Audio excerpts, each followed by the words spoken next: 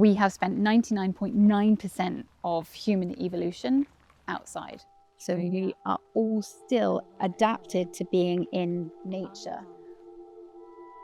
When I'm disconnected, I feel restless, tired, like I'm living on the surface. I'm so forgetful. When I had my daughter Eliza 9 years ago, I felt like I didn't have any space, and I really lost connection to myself and to the ones that I love. And apparently that's really common with a first baby.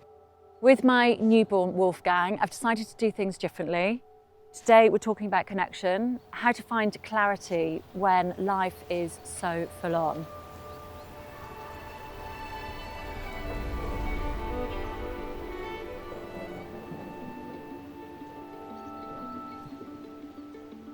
We're at Heckfield Estate, exclusive, yes, but it's also incredibly nature-led. It's also home to Wildsmith, who uses regenerative farming in their formulations. So we're here now for a few days to meet the experts and find out how to get back to ourselves. Our connection with nature is fading. Over the last 200 years, our connection with nature has declined by 60%. Wow. So we're spending less and less time in nature. So we're collectively suffering from what we call nature deficit disorder. Yeah. We are evolved to be physiologically and psychologically happy in the outdoors, right? That's the environment that we're evolved to be in. Yeah. And we've all moved indoors. So as we're talking about connection today, can you tell me about how somebody would feel if they were disconnected from nature? We call it allostatic load.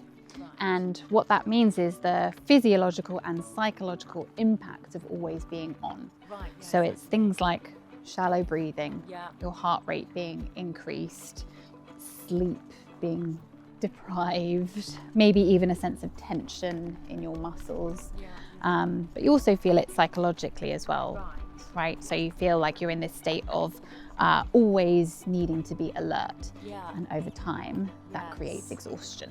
Yeah, exactly. I mean, I feel like that right now. You're in always alert mode. You're in mama bear, super vigilant mode, right? It's this evolutionary condition where you are on the lookout for any kind of threat to you and baby. And so what that means primarily is you don't sleep anywhere near as well. So you don't go into that deep REM sleep. Yeah. Because definitely feeling that. You want your body to be ready for anything at any given moment. Right, okay. The gardens here are absolutely beautiful. What do you find makes it really special? For me, the story of our gardener from the 1800s, his name's William Walker Wildsmith. So he's the namesake for the brand. And he was the gardener here, and he planted in a very different way. So estates at that time would probably be planting in a very ornate, symmetrical type of way. Here, what you can see is that things are planted in a more hardy, organic way, with different things being planted together and seeing how they get on. When you go out into the estate, there's so much diversity that you don't see in other estates like this, and certainly not in Hampshire. So even as you're walking around, you still see kind of the Wildsmith effect. Yeah, that's so interesting. As a psychologist, the reason I like that is what we say about the grounds here is that they are gently wild. Nice, yeah. Because we reflect what we see in nature, it gives us the invitation to also be gently wild. I love that, instead of being rigid and more formal. Exactly, exactly. There's a really interesting theory called attention restoration theory, which says when we're on always on mode, we're using this prefrontal cortex, front part of the brain just behind your eyebrows. And that's the part that we use for decision making and emotional regulation and critical thinking. And we're using that all the time in always on mode.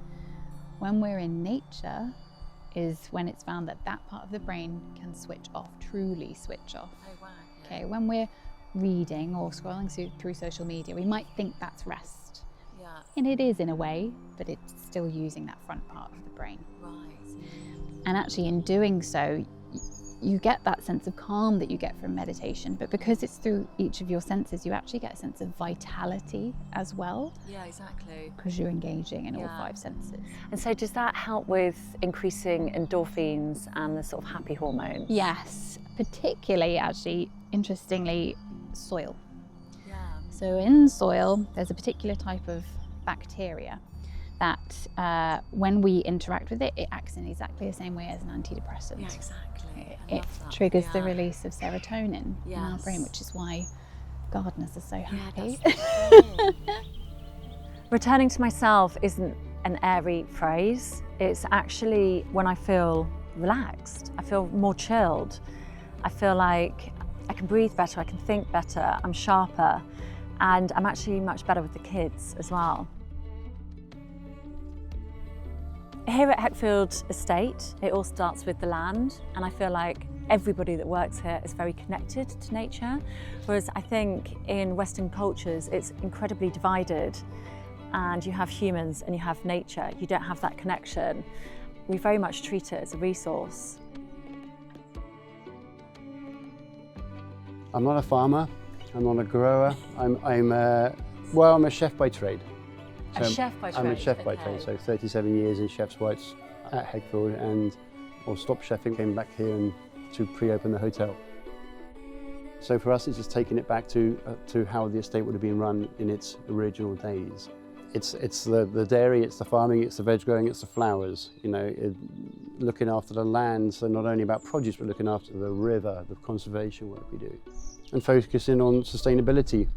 That wouldn't have been an issue in 1750. They wouldn't worry about recycling plastic. They wouldn't have had it. So there's no fertilisers or pesticides? No. Yeah, okay.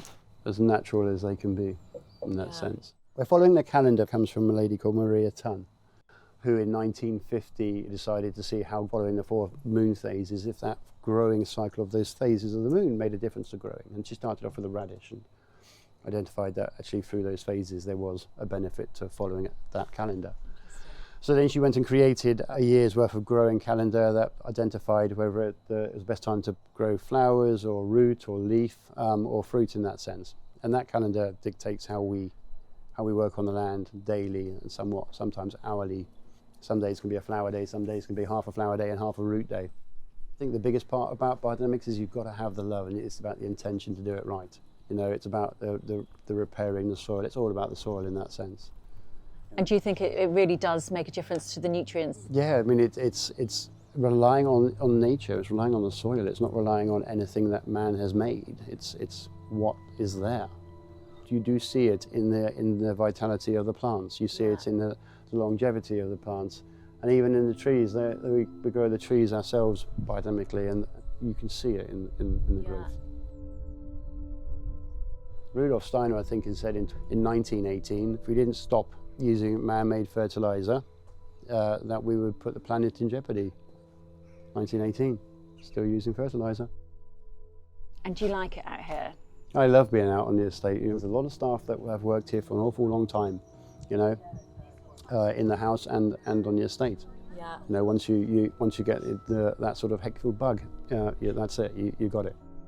Been here 18 years, so I mean, I'm sort of, it's in my blood. Hot furniture now. Absolutely, yeah, I am. Yeah, hopefully we don't change the furniture too soon.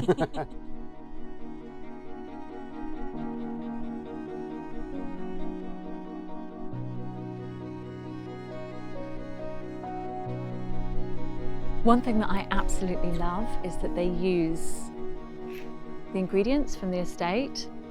And they also use regenerative agriculture, which means more biodiversity and healthier soil, and it definitely is from soil to skin.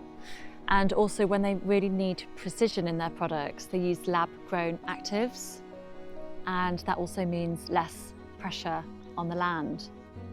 I love products with natural ingredients in them, and it's so special that these ingredients come from Heckfield Estate. At night, I use this lavender body butter, and the scent really helps to wind me down. Feeling grounded is about feeling steady, but also feeling more present. Yeah. So that steadiness comes from when we don't have shoes on, we distribute our weight more evenly across our feet. So we literally feel more balanced. Yeah. Also, you become a conductor for the energy in the earth. Yes. Yeah. So all of us has a certain amount of electricity and electronic field, including the earth. You take your shoes off, you become a conductor for it. What that means scientifically is boosted circulation. So your blood will flow to wherever in your body needs it most. So it's actually my top tip, health-wise, but also beauty tip, because the better your circulation, the better your skin looks. So good. What do you say to people that have got seasonal affective disorder? I think we all have it a little bit. And I think it's because we have spent 99.9% of human evolution outside. Yeah. So we are all still adapted to being in nature. We are all still affected by seasonal changes. And actually, I think, this is going to sound like a strange thing to say, I think it's a good thing. We should feel that we are adapting to seasons, but because we're in this always on mode, we expect ourselves to be the same no matter what the season. And that's what creates that tension for people.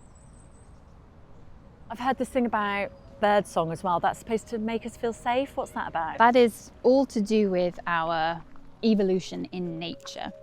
And we are still physiologically adapted to it. So when we hear birdsong, we feel safe because birds only sing when there are no predators around. So birdsong is thought to be the most effective in terms of sounds that you can hear that are relaxing. Right. The impact of birdsong lasts longer than any other noise that you can hear. So those well-being benefits can last for up to 3 days. Really? And it's thought to be 3 times more effective than voice-guided meditation. Do you know about fractals? Yes. As well? Can you tell us about fractals? Because I find this really fascinating too. Yes. So fractal is a repeating pattern of a shape that varies in scale rather than being repeated exactly. Right. So things like ferns are a really good example. Yeah. And we find looking at fractals really soothing. And it's because the structure of the human eye is a fractal in itself. So you can lock other fractals into place more easily. Really? So it's literally easier on the eye. Ah, Yeah. wow. Yeah. And is it something to do with the fact that that's what we've been seeing, you know, for billions of years as well? Yeah, exactly. And actually on that, you can also see more shades of green than any other colour on the spectrum. So you can see 10 million shades of green. And that is thought to be because we've lived in nature, we needed to be able to see the difference between ripe and unripe fruit and edible and inedible leaves. And so we've adapted to be able to see lots of different variants of that colour. Having heard from Amy and Peter, it's clear that for Wildsmith, nothing works in isolation, and the connection with nature threads through each step of their approach to well-being. The soil feeds the plants are foundational to their formulations and treatments, and the waste goes back to feed the soil. Earlier this year, Wildsmith worked with sound artist Justin Wigan to create Treescape, a soundscape drawn from the real electrical rhythms of the trees of the Arboretum, so guests can connect with this, their living lab, while on the therapy table anywhere in the world. Trees generate tiny electrical impulses as they move water and grow and respond to stress. We place non-invasive sensors on the leaf or bark, capture those microvolt fluctuations and map them to sound. So when you hear Treescape, you're listening to real physiological rhythms of the tree, data translated into music, a pace your nervous system can follow. Reconnection isn't a nice to have, it's essential. You can see it with people, so when one person is steady, the other one follows. And then with places, it's just the trees, moving in the wind, the bird song. It just signals to our bodies that we're safe. And I can really feel that today. I feel like my breath has slowed down and I really feel like my shoulders have dropped and I feel a lot more chilled and relaxed. And that's from being here in this amazing place. When we look after the land, it looks after us. And when I feel looked after, I can look after those that I love. And that's reconnection.